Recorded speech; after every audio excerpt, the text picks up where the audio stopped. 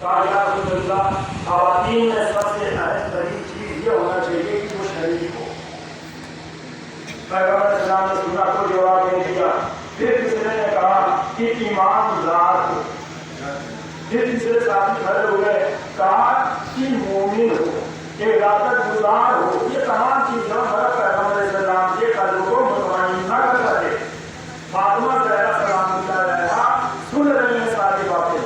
اب کسی صحابی نے کوئی کہہ رہا ہے کہ متقی ہونا چاہیے عورت کو, کوئی کہہ رہا نمازی ہونا چاہیے, کوئی کہہ رہا شریف ہونا چاہیے. پیغمبر اسلام کی بات کا سب جواب دے رہے ہیں ان کے سوال کا, مگر کسی صحابی نے ان کو مطمئن نہیں کیا. پردے کے پیچھے سے ایک بیوی کی آواز آئی, اے ابو الحسن قریب آؤ اور جا کے بابا سے کہہ دو کہ عورتوں میں سب سے اہم ترین چیز جو ہونا چاہیے کہ عورت حیادار بھی ہو, غیرتدار بھی ہو.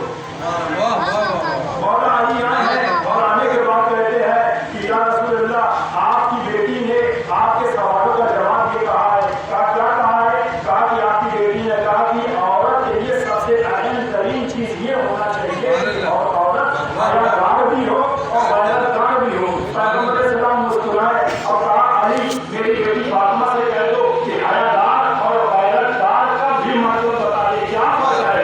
بس مولا علی آتے ہیں کہتے شہزادی فاطمہ تمہارے بابا نے کہا ہے کہ فرق بتا دو, حیادار کسے کہتے ہیں اور غیرتدار کسے کہتے ہیں. تو فاطمہ زہرا نے پردے کے پیچھے سے کہا کہ میرے بابا سے کہہ دو کہ عورت کا حیادار ہونا غیرتدار ہونا دونوں میں یہ فرق ہے کہ حیادار ہوگی تو کسی کو قریب نہیں آنے دے گا, غیرت ہوگی تو کسی کے پاس نہیں آنے دے گا.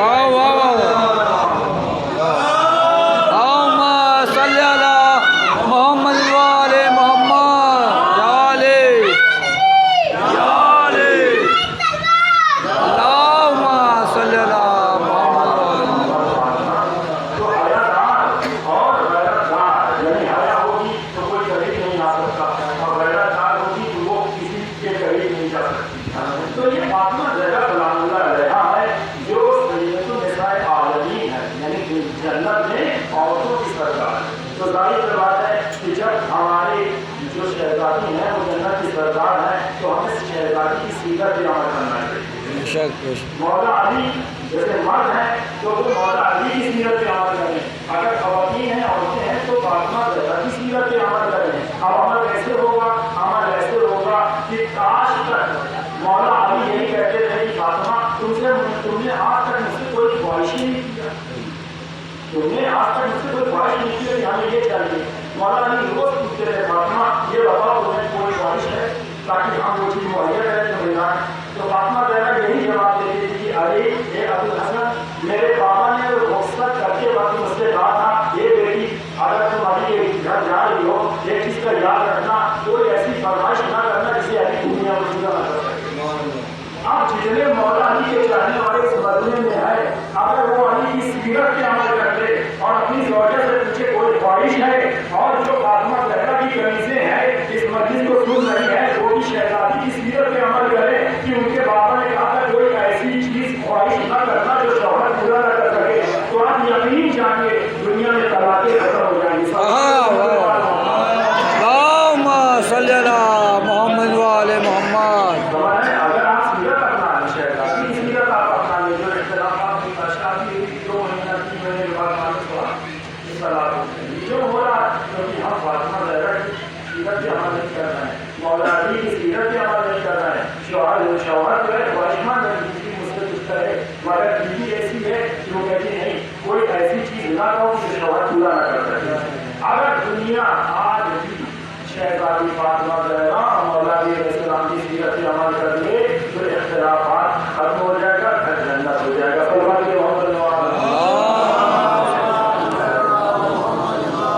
ایک نعرے حیدری, نعرے حیدری, ایک نعرے سلوار.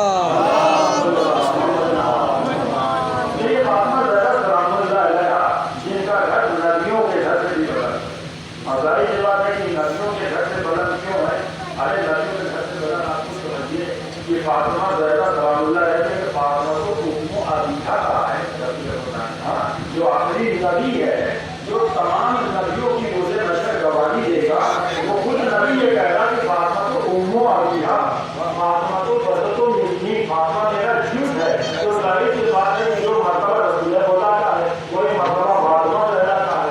तो सारे नबियों से अफजल फातिमा ज़हरा का मकाम है।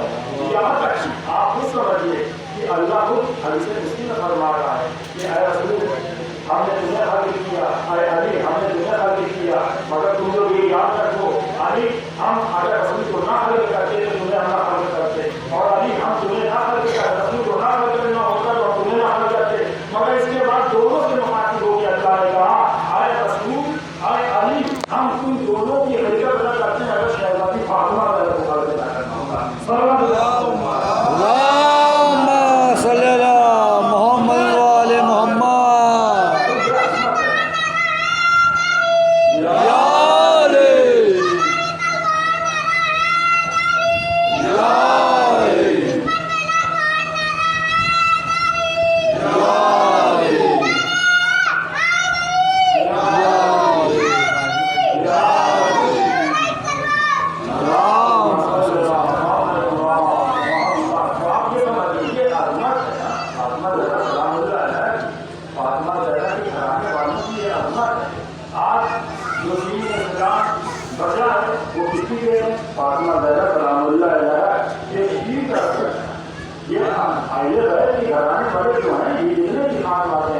कोई मासूम जिसने आया है किसी को मासूम नहीं किया, मतलब उसके लिए आप ना समझे कि ये मासूम के दर्जे का फायदा नहीं है।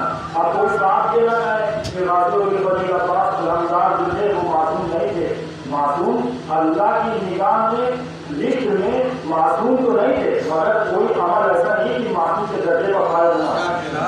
कोई एक किताब है दुनिया में गैर मासूम से तरके औला हो गए, मगर गाजी अब्दुल अब्बास के लिए आप कोई एक राइटर हो या कोई एक मुअल्लिफ हो या कोई एक साहबी हो जो ये कहे कि हज़रत अब्बास ये करके औला हो, यानी मासूम की फेहरिस्त में नहीं है, मगर कमालात और फज़ाइल ऐसे हैं कि मासूम से बढ़कर हैं। अगर मासूम से बढ़ लेना होते तो हर इमाम इनकी तारीफ कर रहा है। अब आप कहीं कैसे तारीफ कर रहा है? छठे इमाम कहते हैं कि अल्लाहुम्मा सल्ली अला मोहम्मद व आले मोहम्मद। अपनी मस्जिदों को सुनना तो जिक्र अहले बैत है, तो जिक्र अली से हम अपनी नशीदों को सुनना थे, मगर सवाल ये है कि जब अहले बैत बनेंगे तो वो किसका जिक्र करेंगे? आप समझिएगा, अगर अहले बैत बैठ जाए हमारे लिए हुक्म है कि जब भी हम बैठे जिक्र अली करें, मगर अहले बैत जब बैठते हैं ना तो वो किसका तस्करा करते हैं? गाजी अब्दुल अब्बास। क्या मामला है गाजी अब्दुल अब्बास के?